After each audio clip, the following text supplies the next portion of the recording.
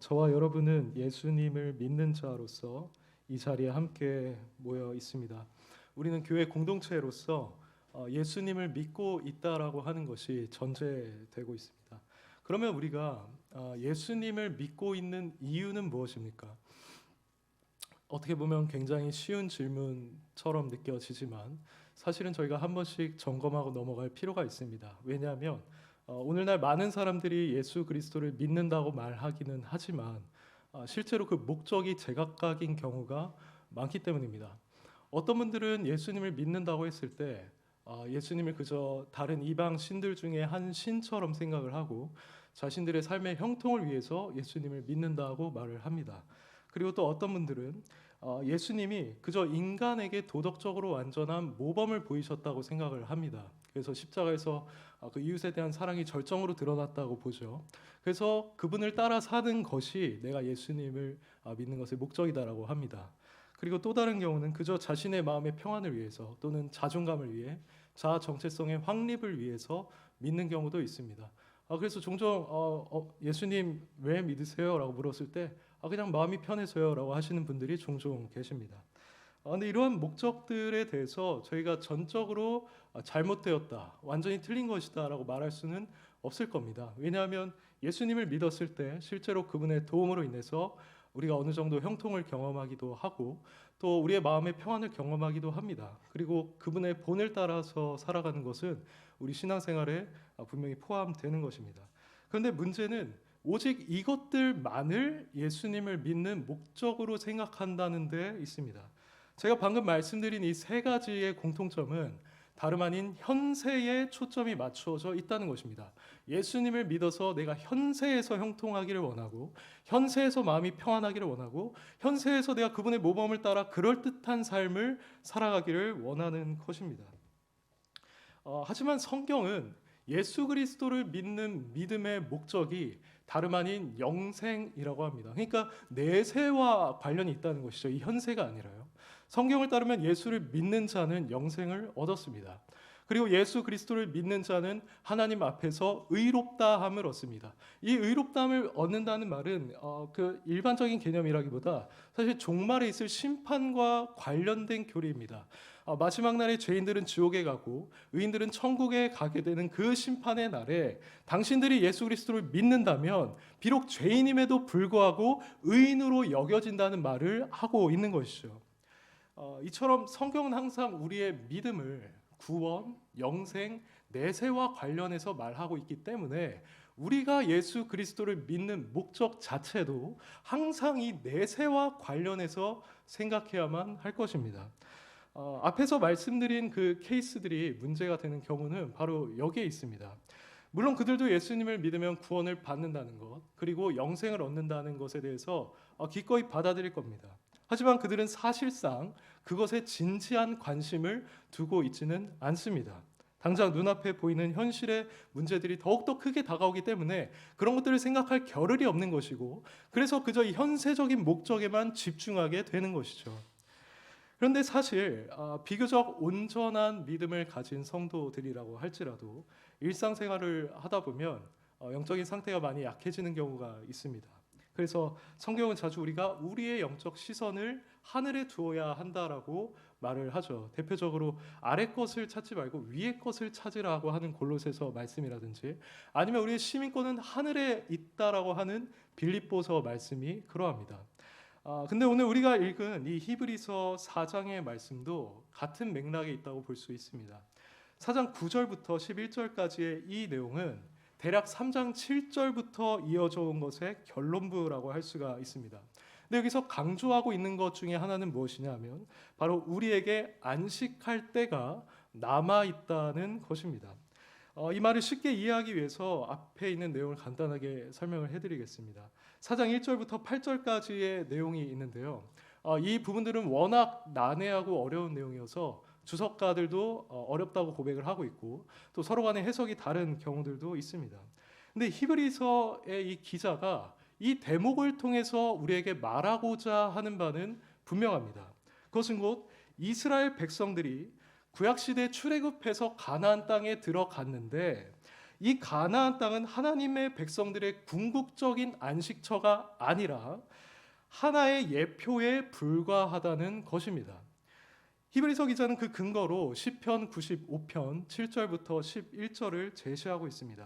여기 보면 다윗의 시편이 등장을 하는데, 다윗은 자기 세대 사람들에게 하나님에 대해서 마음을 완악하게 하지 말라고 경고를 합니다.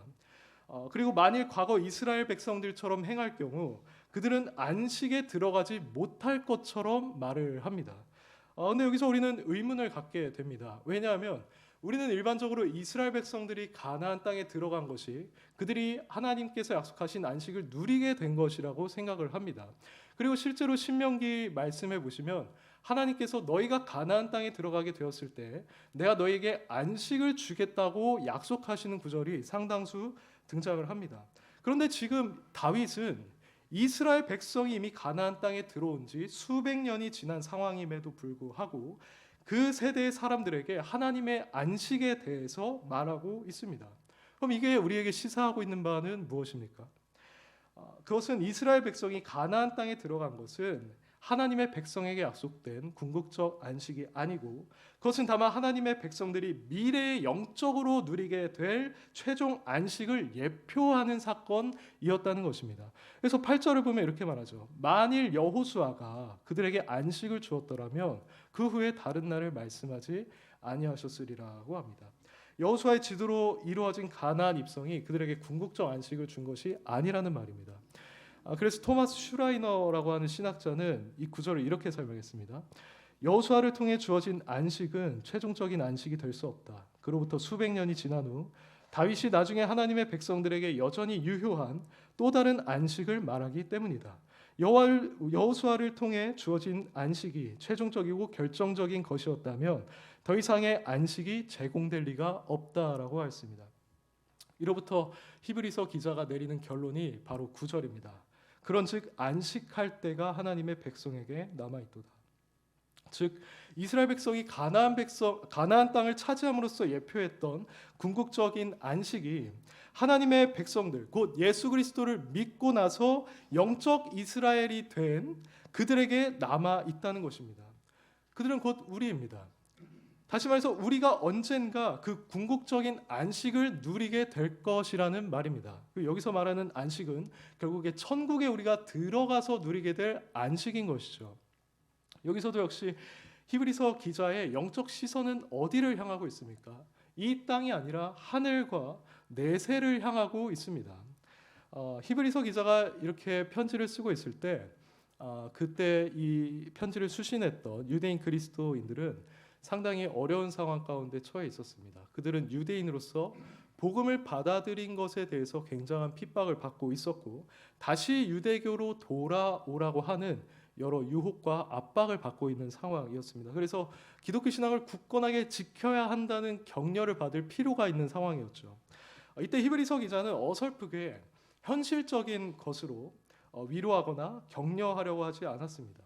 오히려 그는 자신이 참된 안식을 누릴 내세를 바라보는 동시에 이 유대 그리스도인들도 고개를 들어서 내세를 바라보게끔 하였습니다.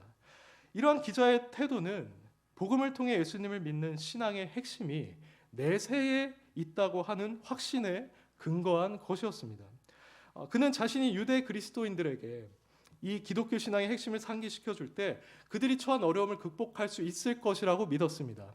그리고 그들이 항상 내세 있을 이 참된 안식을 소망하며 살아가기를 원했습니다. 마찬가지로 하나님께서는 오늘날 우리도 이와 같이 살아가기를 원하고 계십니다. 우리가 예수님을 믿는 이 신앙의 내세와 관련해서 붙들어야만 합니다. 우리가 예수님을 믿음으로써 얻고자 하는 것은 이 세상의 형통이 아니고 우리 마음의 평안도 아니고 이 세상에서 사는 그럴듯한 인생도 아닙니다. 우리가 얻고자 하는 것은 내세에 있을 참된 안식입니다. 어떤 면에서 우리는 지금 출애굽해서 가나안 땅을 향하고 있던 그 이스라엘 백성과도 같다고 할 수 있습니다. 그들은 항상 가나안 땅에 자신들의 최종 목적 의식을 지니고 있었습니다.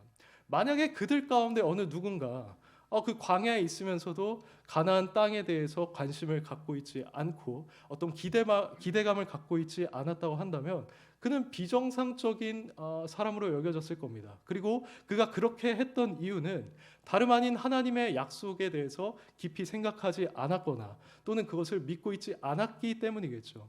그래서 우리에게도 얼마든지 적용되는 겁니다. 우리가 예수 그리스도를 믿는 자들로서 지금 교회 공동체에 이렇게 모여 있는데 우리가 내세에 있을 그 천국의 가나안, 영적 가나안, 참된 안식을 바라보지 않고 있다면 우리도 어떻게 보면 비정상적인 신앙생활을 하고 있는 것이고 또 그 이유는 어쩌면 우리가 이 하나님의 말씀과 약속을 진정으로 믿고 있지 않기 때문일 수 있습니다.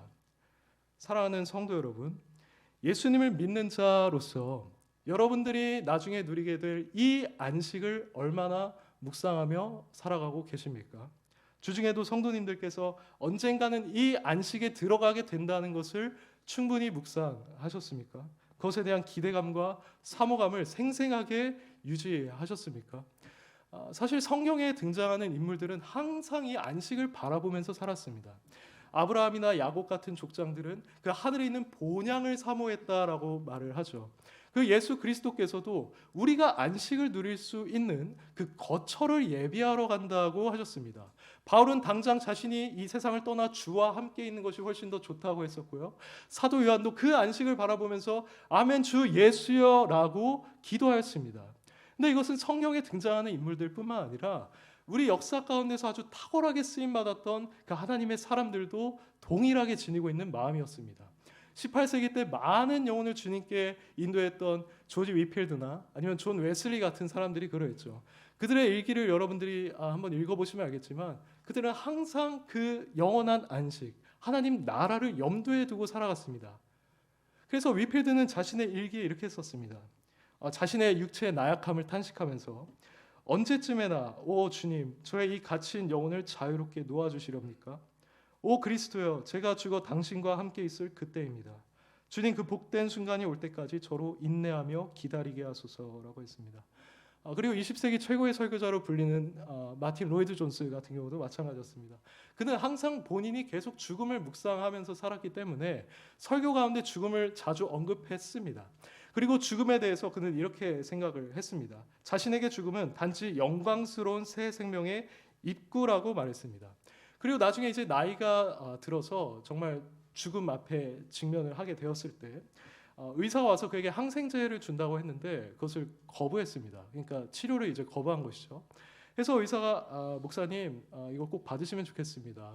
목사님이 그렇게 가련한 모습으로 또 슬퍼하는 모습으로 앉아 있는 것이 제 마음을 아프게 합니다라고 하니까 로이드 존슨은 단호하게 나는 슬프지 않습니다. 슬프지 않다고요라고 말했습니다. 그러니까 그가 항상 이 죽음에 대한 영광스러운 시각을 가지고 있었기 때문에 그렇게 고백할 수 있었던 것이죠.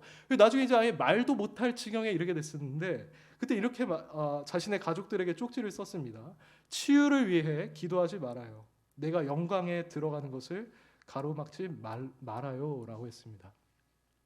이들이 이런 고백을 했던 것은 위대한 설교자이기 이전에 한 명의 그리스도인으로서 내세 자신들에게 예비된 영원한 안식을 바라보고 있었기 때문입니다. 우리는 그들이 사모했던 것처럼 이 안식을 사모하는 자들이 되어야만 합니다. 이게 오늘 본문에서 말하고 있는 첫 번째 요점입니다. 다음으로 두 번째 요점은 11절에 있는데요. 이것은 우리가 그 안식에 들어가면 구체적으로 어떠한 상태가 되는가와 관련이 있습니다. 그러므로 우리가 저 안식에 들어가기를 죄송합니다. 10절입니다. 이미 그 안식에 들어간 자는 하나님이 자기의 일을 쉬심과 같이 그도 자기의 일을 쉬느니라고 합니다. 근데 이 말이 요한계시록에도 비슷하게 나와 있습니다. 14장 13절을 보시면 또 내가 들으니 하늘에서 음성이 나서 이르되 지금 이후로 주 안에서 죽는 자들은 복이 있도다 하시매 성령이 이르되 그러하다 그들이 수고를 그치고 쉬리니 이는 그들의 행한 일이 따름이라 하시더라고 합니다. 그러니까 결국에 그 안식에 들어가게 되면은 우리가 우리의 모든 일을 마치고 말 그대로 쉼을 누리게 된다는 겁니다. 그럼 여기서 성도들이 쉰다는 것은 무엇을 의미하는 것일까요? 이것은 다양하게 우리가 설명을 할 수 있는데요. 첫 번째는 우리의 죄성으로부터 그리고 그 죄와의 싸움으로부터 쉼을 누리게 될 것입니다. 우리가 예수님을 믿고 성령으로 거듭난 자들이라면 우리는 성령님을 모시면서 살아가고 있는 자들이고 그 거룩한 원리가 우리를 지배하고 있습니다. 그래서 어떤 면에서 죄는 이미 우리는 이미 죄에 대하여 죽은 자들입니다. 그래서 우리는 죄에 대해 죽은 자로 여기라고 로마서에서 말하고 있기도 하죠. 하지만 슬프게도 이 죄가 우리 안에서 완전히 사라진 것은 아니기에 우린 여전히 우리 안에 죄성이 남아있다는 것을 느끼게 됩니다. 그래서 우린 바울처럼 오호라 나는 공고한 사람이로다라고 고백을 하게 되죠. 그런데 마귀는 이러한 우리가 갖고 있는 죄성을 사용해서 우리를 끊임없이 유혹을 합니다. 우리가 이 세상을 더 사랑하게 만들고요. 하나님의 존재를 의심하게 만들고 다른 이웃과 성도들을 미워하게 만듭니다. 그는 우리로 하여금 허영을 추구하게 하고 교만하게 하고 과도하게 낙심하거나 염려하게 만듭니다. 또 우리의 정욕을 일으키고 분을 내게 만들고 시기하고 질투하게 만듭니다. 불평하고 원망하게 만들며 우리가 이 세상에서 아주 나태하고 게으르게 살아가도록 만듭니다. 성경은 이러한 마귀의 공격과 유혹에 대항해서 우리가 전신갑주를 입고 싸워야 한다고 말합니다. 적극적으로 마귀를 대적하라는 것이죠. 그래서 바울도 디모데에게 편지를 쓸 때 너가 선한 싸움을 끝까지 싸우라고 했습니다. 그리고 자기 자신도 그 싸움을 싸워왔던 자이기 때문에 디모데후서 마지막 장에서 나는 선한 싸움을 싸우고 달려갈 길을 마쳤다라고 했었죠. 그래서 그리스도인들에게 이 싸움은 필연적일 수밖에 없는 것입니다. 찬송가에서 말하는 것처럼 우리는 항상 십자가 군병으로 살아갈 수밖에 없는 자들입니다. 하지만 우리가 최종 안식에 들어가게 될 때 우리는 이 싸움을 그치게 될 것입니다. 그날에 우리는 부활한 영광스러운 몸을 입을 것이기 때문에 더 이상 죄의 유혹을 받지 않을 것이고 마귀의 유혹에 넘어가지도 않게 될 것입니다. 그래서 우리가 이 세상에서 자주 연약한 죄에 넘어졌던 그런 모습들을 더 이상 보이지 않게 될 것이고요. 다른 이웃에게나 하나님에게 했던 실수도 더 이상 하지 않을 것입니다. 그리고 그 죄로 인한 죄책감도 우리는 느끼지 않게 될 것이고 오라 난 공고한 사람이로다라고 하는 탄식도 더 이상 우리 입에서 나오지 않게 될 것입니다. 이것이 바로 죄와의 싸움으로부터 누리게 되는 쉼입니다. 둘째는 우리가 이 세상에서 겪는 고난과 여러 슬픔으로부터 쉼을 누리게 된다는 것입니다. 우리 이 세상에 살면서 참 다양하고 많은 고난을 경험합니다. 경제적인 고난도 있고요, 건강의 고난도 있고, 또는 관계에 있어서 겪게 되는 고난들도 많이 있죠. 이런 것들은 사실 우리 삶에 항상 도사리고 있습니다. 우리는 고난을 겪어왔었고 지금도 겪고 있고 앞으로도 어떤 고난을 겪게 될지 모르는 자들입니다. 그래서 항상 이런 불안함 가운데서 살아갈 수밖에 없는 인생인 것이죠. 오늘 칼빈에 대해서도 살펴봤지만 칼빈은 우리가 겉으로만 알고 있었을 때 그저 위대한 신학자라고 생각을 했습니다. 그래서 저 정도 사람이면 그저 무난하게 또 형통하게 살았겠구나라고 생각하기 쉽습니다. 실제로 그랬고요. 하지만 칼빈의 삶을 보면 그는 결혼한 지 9년 만에 아내를 잃었습니다. 그리고 자식을 낳았는데 자식이 바로 죽고 말았습니다. 그리고 그는 걸어다니는 종합병원이라고 불릴 정도로 자신의 몸에 여러 질병들을 지니고 살았습니다. 얼마나 많은 사람들이 그 칼빈을 대적하고 조롱하면서 칼빈은 그런 모욕을 당해야만 했습니까? 이런 점을 봤을 때 칼빈도 한 인생으로서 인생이 겪어야 하는 고난들을 다 받으면서 살아왔던 겁니다. 우리는 이런 상황에 항상 처할 수밖에 없습니다. 이건 누구도 예외가 아닙니다. 부자든 가난한 자든 노인이든 젊은이든 남자든 여자든 그 누구도 가릴 것 없이 모두 다 고난 앞에 있고 그 불안함 가운데서 살아가고 있습니다. 하지만 그리스도인이 이 최종 안식에 들어가게 되었을 때 그는 이러한 모든 고난과 슬픔으로부터의 쉼을 누리게 될 것입니다. 그 안식에 들어가는 순간 하나님께서는 모든 눈물을 씻어 주실 것입니다. 거기서 어떤 고통도 눈물도 슬픔도 존재하지 않을 것입니다. 혹시나 나의 앞에 불안한 일이 생기지 않을까, 두려운 일이 생기지 않을까 하는 그런 염려조차 하지 않아도 됩니다. 죽음에 대한 괴로움이나 서로를 대적하는 아픔도 그곳에서는 존재하지 않을 것입니다. 우리는 바로 이러한 고난과 슬픔으로부터의 쉼을 누리게 될 것입니다. 그리고 마지막 셋째로 우리는 그리스도인들로서 수행해야 하는 거룩한 의무들로부터의 쉼도 누리게 될 겁니다. 지금 하나님께서는 자신을 섬기도록 하기 위해 많은 사람을 부르셨죠. 그래서 어떤 사람은 말씀을 전하면서 주님을 섬기고 있고, 또 어떤 사람은 미전도 종족에게 복음을 전하면서 주님을 섬기고 있습니다. 또 누군가는 교회에서 여러 가지로 봉사하면서 섬깁니다. 찬송을 하고 또는 반주를 하고 재정을 관리하는 등의 많은 방식을 통해서 주님을 섬기고 있습니다. 근데 누군가는 사실 꼭 교회가 아니라도 사회에서 모범적인 삶을 살아감으로써, 그리고 다른 이들에게 선한 영향을 미침으로써 주님을 섬기고 있죠. 또 어떤 사람은 가장으로서 자신의 가정을 성경적으로 다스리고 아이들을 성경적으로 양육하는 일을 통해서도 주님을 섬기고 있습니다. 이처럼 우리는 이 세상에서 주님으로부터 특별한 임무를 부여받은 자들로서 주님의 영광을 위해서 수고하고 노력하며 살아가는 자들입니다. 근데 우리가 최종 안식에 들어가게 될 그 날에 우리는 이 거룩한 임무들을 내려놓고 영광스러운 쉼에 들어가게 될 것입니다. 주님께서는 우리가 그분의 뜻을 행하면서 겪게 되었던 모든 핍박과 고난, 어려움들을 위로해 주실 것이고, 잘할도다 착하고 충성된 종아라고 하면서 우리를 칭찬해 주실 것입니다. 그리고 우리가 행한 일에 따르는 그 상급을 우리는 받아 누리게 될 것입니다. 하지만 그렇다고 해서 우리가 거기서 아무것도 안 하게 되는 것은 아닙니다. 우리는 그곳에서 새 몸을 입고 영원히 하나님을 높이고 찬송하게 될 것입니다. 하지만 그때 우리의 몸과 우리의 거룩한 본성은 온전해질 것이기 때문에 하나님을 영원히 찬송하고 예배하는 것은 결코 우리에게 일로 다가오지 않을 것입니다. 오히려 요한계시록에서 밤낮 쉼이 없이 거룩하다 거룩하다라고 찬송했던 그 천사들처럼 그것을 그저 기쁜 마음으로 수행하게 되는 것입니다. 제가 지금까지 말씀드린 것이 우리가 안식에 들어가게 되었을 때 우리가 누릴 복들인데, 정말 안식이 이런 곳이라고 한다면 우린 안식을 더욱 사모해야 하지 않겠습니까? 우리는 휴식의 달콤함이 무엇인지를 잘 알고 있는 자들입니다. 제가 대학생 시절에 알바를 해야 할 일이 있어서 물류센터 같은 데를 갔었습니다. 근데 거기는 이제 사람을 그렇게 고용을 하면 최대한 많은 일들을 시켜야 하기 때문에 쉬는 시간을 그렇게 많이 주지를 않습니다. 그래서 여름 같은 날에는 땀을 많이 흘리면서 계속 몸을 움직이는 일을 해야만 했죠. 근데 어떤 곳은 그래도 그나마 자비를 이제 베풀어줘서 오후 시간에 한 15분 정도의 쉬는 시간을 허락해 줍니다.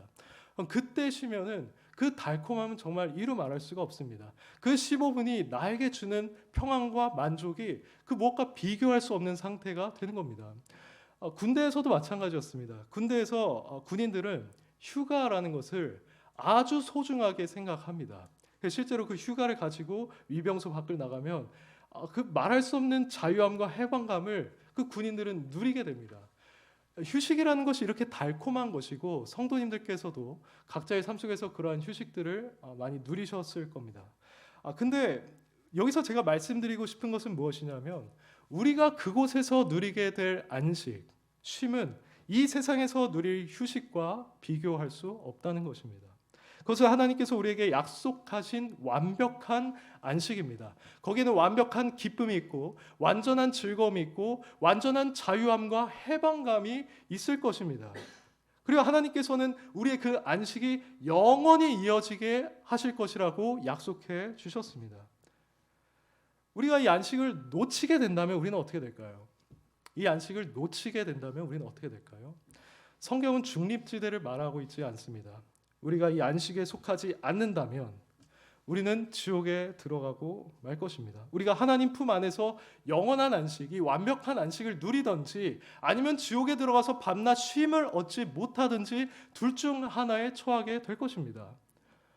이런 점을 봤을 때 우리는 그 안식을 더욱더 소중히 여겨야만 할 것이고 그 안식을 우리에게 주기 위해서 십자가에서 못 박혀 죽으신 예수 그리스도를 더욱더 사랑해야 마땅할 것입니다. 이 안식의 가치와 예수님이 우리에게 베풀어 주신 사랑과 비교했을 때 그 안식을 사모하는 우리의 마음은 얼마나 부족한지요. 혹 우리는 현재 주님께서 약속하신 그 안식을 사모하며 살아가고 있기보다 이 세상에서 주어지는 우리의 안식들에 더욱더 관심을 지니고 있지는 않습니까? 우린 11절에서 말하고 있듯이 저 안식에 들어가기를 힘쓰는 자들이 되어야 합니다. 이 안식이 아니라 저 안식. 그것이 바로 세 번째 요점입니다. 17세기 청교도인 리처드 백스터는 성도의 영원한 안식이라고 하는 그의 책에서 성도가 미래에 주어질 참된 안식이 아니라 이 현세에서 주어지는 안식들에 안주하는 것을 강력하게 경고한 바 있습니다. 실제로 우리 모두는 그러한 성향을 지니고 있습니다. 만약 우리가 어느 순간 우리에게 부가 주어졌을 때, 또는 명예가 주어졌을 때, 아니면 내가 원하는 일들이 다 잘 풀리게 되었을 때, 우리는 그것에 과도하게 기뻐하면서 이 세상을 마치 천국으로 만들려고 하는 경향을 지니고 있습니다. 이 세상이 충분한 만족을 우리에게 주고 있으니 저 참된 안식, 저 천국은 바라보지를 않게 되는 겁니다. 근데 이것은 굉장히 모순적인 것입니다. 리차드 백스터는 그걸 이렇게 표현했습니다. 우리가 참된 안식을 바라보지 않고 이 세상의 안식을 소망하는 것은 이스라엘 백성이 광야를 자신의 안식처로 삼는 것이고, 노아가 방주를 자신이 평생 거할 곳으로 삼는 것이며, 뱃사람이 바다에서만 살기로 작정하는 것입니다. 그리고 군인이 적진을 자신의 안식처로 삼는 것입니다. 이런 태도는 참된 안식을 약속받은 자에게 결코 어울리지 않는 것이고, 그것은 하나님을 진노하시게 하는 것이라고 리차드 백서는 아주 무섭게 경고를 하고 있습니다. 그러므로 우리는 이 세상에서 안식을 누리고자 하는 태도를 버려야만 할 것입니다. 혹시 현재 성도님들의 가장 큰 바람은 사업이 잘 되는 것입니까? 여러분들이 직장에서 인정을 받는 것입니까? 여러분들의 자녀가 잘 돼서 승승장구하는 것입니까? 여러분들이 온전한 몸을 가지고 아무런 질병도 없이 끝까지 잘 살게 되는 것입니까? 하나님께서는 물론 그러한 은혜를 우리에게 때때로 허락해 주십니다. 하지만 그렇다고 해서 우리가 그것을 과도하게 기뻐하면서 이 세상이 좋사오니 난 이곳이 나의 천국이라고 생각을 하는 것은 하나님께서 결코 기뻐하지 않으실 생각입니다. 그래서 우리에게 그러한 은혜가 주어졌을 때 우리는 무작정 기뻐하기보다 오히려 경계하고 정신을 차릴 필요가 있겠습니다. 왜냐하면 우리가 그것들을 잘못 받아들일 경우 그것들이 우리 마음속에서 천국을 사모하는 마음을 사라지도록 만들기 때문입니다. 우리는 승승장구하고 형통할 때 하나님을 찾지 않습니다. 안타깝게도 이것이 여전히 죄성을 가지고 있는 우리의 현실입니다. 우리는 모든 것이 형통할 때 하나님을 찾지 않고 천국을 사모하지 않습니다. 그 대신 우리는 오히려 고난이 있을 때에야 하나님을 찾고 천국을 사모합니다. 그래서 백스터는 성도가 안식으로 가는 길에 있어서 이 고난이라는 것이 사실은 그리 나쁜 상태가 아니다라고까지 말을 합니다. 심지어 고난이 현재 우리 성도에게 합당한 일이라고도 표현을 하는데요. 그 이유는 고난이 우리가 이 세상을 영원한 안식의 장소로 오해하지 않게 하고 안식에 이르는 길을 잃지 않게 하며 또한 더욱 천국을 향해 나아가도록 만들기 때문이다라고 합니다. 개인적으로 저는 백스터가 이렇게 말하는 것에 대해서 공감합니다. 제가 가장 하나님을 찾았을 때, 가장 천국을 사모했을 때는 다름 아닌 제가 고난 가운데 있었을 때였습니다.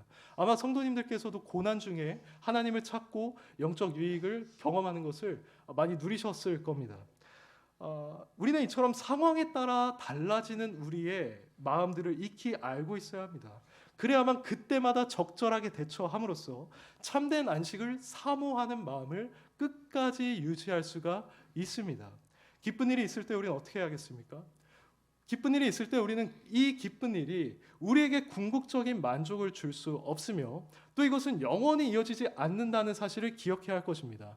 그리고 우리가 참된 안식에 들어갔을 때 내가 가지고 있는 이 기쁨보다 더욱더 완전한 기쁨을 누리게 될 것임을 생각해야 합니다. 그리고 고난이 있을 때 비록 그것이 힘든 것이긴 하지만 그것이 나의 영혼에 참된 유익이 된다는 것을 믿고 그것을 영적으로 잘 활용해야 합니다.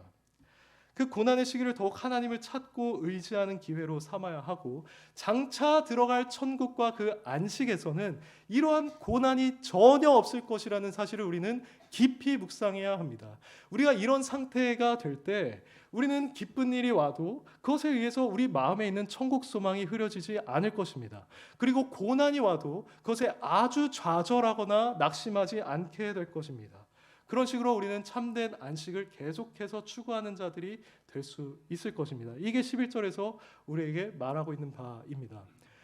그러나 우리는 이 11절 말씀을 조금 더 적극적인 측면에서 생각할 필요가 있는데요. 여기 보시면 힘쓸지니라고 하는 말이 나옵니다. 여기서 힘쓰다는 말은 뭔가 열심으로 적극적으로 부지런하게 추구한다는 의미입니다. 그렇다면 우리는 어떻게 함으로써 이 안식을 적극적으로 부지런하게 추구하는 자가 될 수 있을까요? 존 브라운이라는 탁월한 해석자는 그것을 이렇게 말했습니다. 우리가 진리를 굳게 믿고 그 진리를 믿는 믿음 안에서 견고하고 흔들리지 않는 것이며 진리를 믿는 열매를 끊임없이 맺으며 살아가는 것이다라고 했습니다. 결국 이 참된 안식에 대해 가지고 있는 우리의 믿음을 굳게 붙잡고 끝까지 적극적으로 그것을 추구하는 자세로 살아가야 한다는 것입니다. 히브리서 기자가 이것을 강조하기 위해서 반복해서 언급한 것이 있는데 그것은 곧 출애굽한 이스라엘 백성이 가나안에 이르지 못하고 광야에서 멸망한 사건입니다. 이것을 그는 3장부터 언급해 왔습니다. 3장 16절부터 18절을 보시면요. 한번 읽어주시면 감사하겠습니다. 듣고부터입니다. 시작.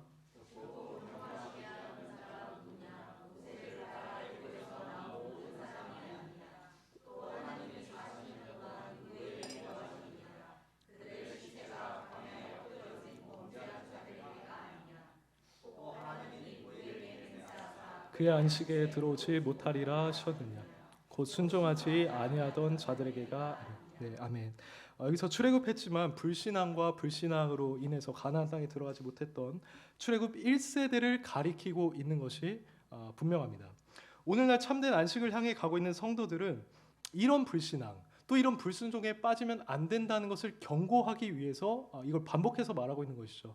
결정적으로 드러나는 건 4장 2절입니다. 그들과 같이 우리도 복음 전함을 받은 자들이나 들은 바 그 말씀이 그들에게 유익하지 못한 것은 듣는 자가 믿음과 결부시키지 아니함이라고 하는데요. 이것은 명백하게 12정탐꾼 사건을 암시하고 있습니다.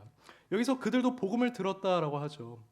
그들이 가나안 땅에 들어가게 된다. 젖과 꿀이 흐르는 땅인 가나안 땅에 들어가게 된다는 것이 그들의 입장에서 복음이었습니다. 그들은 그 복음을 들었습니다.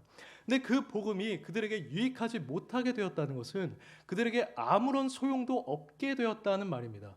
그 이유가 하반절에 나와 있죠. 결국에 믿음으로 그 약속을 붙들지 않았기 때문에 그들은 가나안 땅에 들어가지 못하고 광야에서 멸망했다는 사실을 반복해서 우리에게 알려주고 있는 것입니다. 곧 그들이 믿음이 없었다는 이 사실, 우리는 이것을 정탐꾼 사건을 다시 한번 생각해 보면서 확인을 해야 되는데요. 그들이 이제 가나안 땅을 바로 앞에 두고 있었을 때 모세는 정탐꾼을 보내서 그것을 확인하라고 했었죠. 그때 10 정탐꾼은 와서 악평을 했습니다.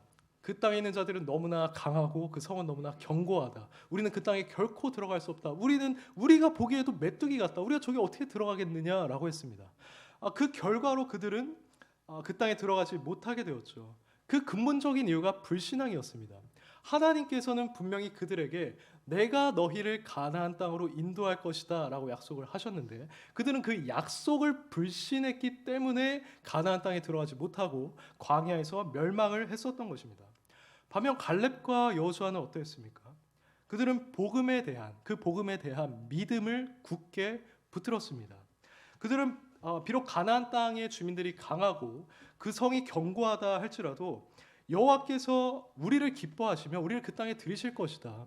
하나님이 우리와 함께 하시니까 두려워하지 말고 계속 이 길을 걸어 나가자라고 했습니다.